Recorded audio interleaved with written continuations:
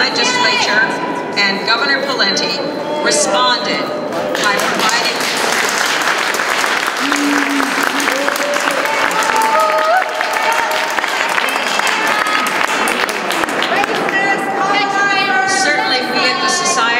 appreciate multiple perspectives, and we know that there are many views on the past, but shouting at each other hardly seems the way to advance our understanding.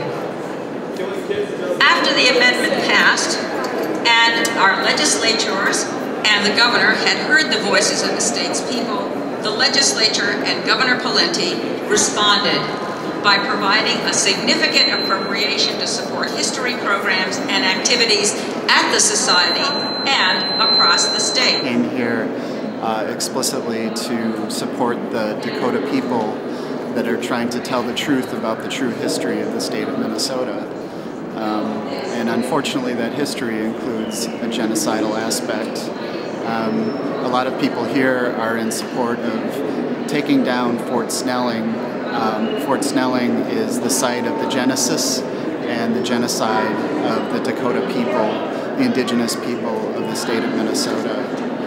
And so we're here in solidarity with the Dakota people, those that are remaining. What would be the rationale then for getting rid of the fort? That would actually be pretty hard on a lot of Minnesotans, and I don't see that happening very likely.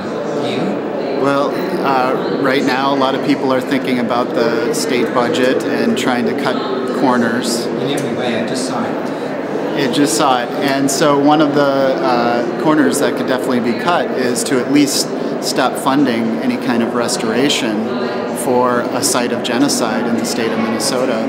Or at least we got to make it more apparent to people that it happened. It's rather stunning how we sort of gloss over that aspect of Minnesota history. Right. In 1862, 1863, there was a struggle between the Dakota people and the U.S. government. It's called the U.S.-Dakota War.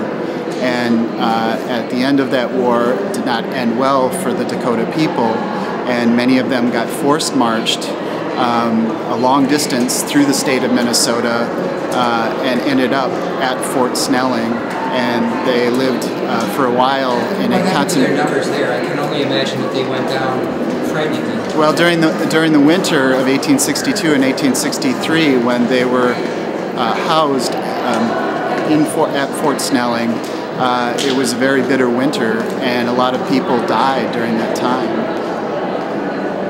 With the idea to preserve our history and also to pass that on to our school children. And I've seen a few school children here today, and that's great to see.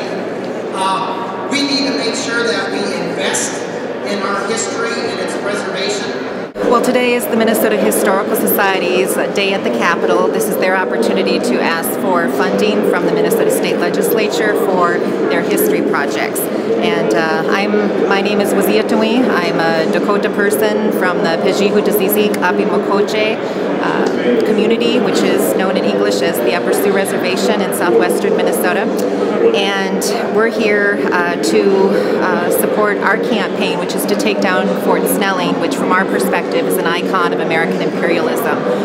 It's a site of Dakota genocide, and the Minnesota Historical Society has consistently refused to tell the truth about that history. So if you visit... I've been there, and I don't see you there. I haven't been invited to speak the truth about what happens at Fort Snelling, or at the historic site.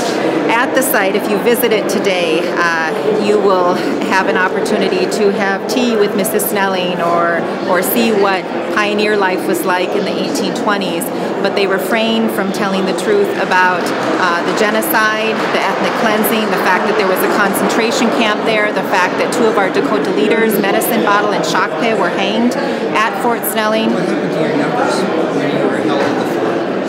Right. During the winter of 1862 and 63, Dakota people were imprisoned in the concentration camp site below where the historic fort sits today. Cannons from the fort were actually aimed at that concentration camp site.